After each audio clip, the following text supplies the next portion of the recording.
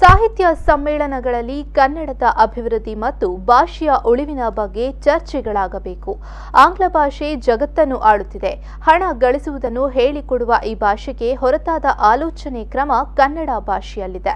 English ಸಂವಹನ ಭಾಷೆಯಾದರೆ ಕನ್ನಡ ವೈಚಾರಿಕ ಭಾಷೆಯಾಗಬೇಕು ಎಂದು ಬೆಟ್ಟಂಪಾಡಿ ಪದವಿ ಕಾಲೇಜಿನ ಪ್ರಾಂಶುಪಾಲ ಡಾಕ್ಟರ್ ವರದರಾಜ ಚಂದ್ರಗಿರಿ ಹೇಳಿದರು.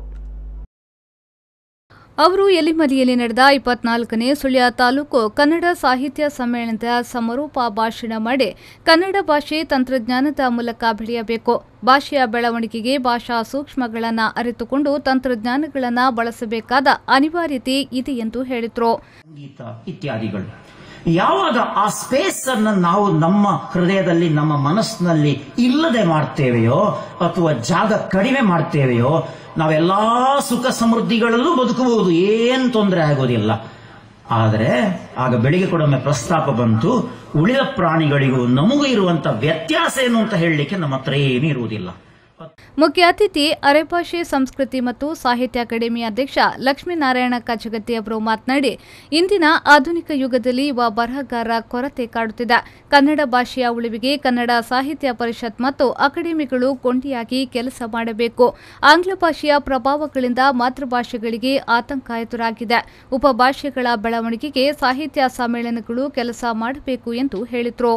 ಉಪಭಾಷೆಗಳು ಇವತ್ತು ಆತಂಕದಲ್ಲಿವೆ. ಹಾಗಾದರೆ ಅರೆಭಾಷೆಗಿರುವ ಆತಂಕವನ್ನು ನಿವಾರಿಸುವುದು ಹೇಗೆ ಅಂತ ಹೇಳಿದ್ರೆ, ಬಹುಶಃ ನಾವು ಆತಂಕ ಪಡಬೇಕಾದ್ದು ಇಂಗ್ಲಿಷ್ ಭಾಷೆಗಲ್ಲ. ನಾವು ನಮ್ಮ ಆತಂಕ ಇರುವುದು ನಮ್ಮ ಮನೆಯಲ್ಲೇ. ಬಹುಶಃ ಮನೆಯಲ್ಲಿ ಹೆಚ್ಚಿನ ಸಮಯ ಇರುವಂತವರು ಯಾರು ಅಂತ ಹೇಳಿದ್ರೆ ನಮ್ಮ ತಾಯಂದಿರು. ಒಂದು ಮಗು ಹೆಚ್ಚು ಹೊತ್ತು ಮನೆಯಲ್ಲಿ ಇರುವಂತ ಅವಕಾಶದಲ್ಲಿ ಇವತ್ತು ಕನ್ನಡದ ಕೆಲಸಗಳು ಆಗಲೇಬೇಕಾಗಿದೆ. ಇವತ್ತು ಕನ್ನಡದ ಕೆಲಸಗಳು ಅಂತಹ ಒಂದು ರೂಪದಲ್ಲಿ ನಾವು ಅದನ್ನು ಹುಡುಕಬೇಕಾಗಿದೆ.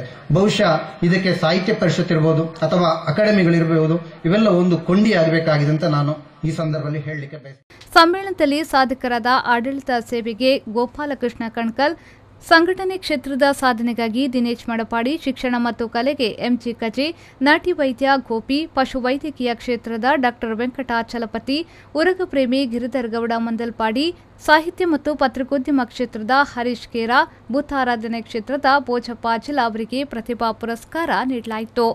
ಸಮ್ಮೇಳನಾಧ್ಯಕ್ಷ ಕ್ರಿಷಾ ಮರ್ಖಂಜ ಅಧ್ಯಕ್ಷತೆ ವಹಿಸಿದ್ರು. ವೇದಿಕೆಯಲ್ಲಿ ವೀಣಾ ಕೃಷ್ಣಶಾಸ್ತ್ರಿ, ಜಿಲ್ಲಾ ಪಂಚಾಯತ್ ಸದಸ್ಯ ಹರೀಶ್ ಕಂಜಿಪಿಲಿ, ತಾಲೂಕು ಕನ್ನಡ ಸಾಹಿತ್ಯ ಪರಿಷತ್ನ ಅಧ್ಯಕ್ಷ ಡಾ ಹರಪ್ರಸಾದ್ ತುದ್ಯಡ್ಕ, ಕನ್ನಡ ಸಾಹಿತ್ಯ ಪರಿಷತ್ನ ನಿಕಟ ಪೂರ್ವಾಧ್ಯಕ್ಷ ಮೀನಾಕ್ಷಿ ಗೌಡ, ಕನ್ನಡ ಸಾಹಿತ್ಯ ಪರಿಷತ್ನ ಕಾರ್ಯದರ್ಶಿಗಳಾದ ಚಂದ್ರಶೇಖರ್ ಪೇರಾಲು ಮೊದಲಾದವರು ಉಪಸ್ಥಿತರಿದ್ದರು. ಪದ್ಮನಾಭ, ವಿ4 ನ್ಯೂಸ್ 24/7 ಸುಳ್ಯ.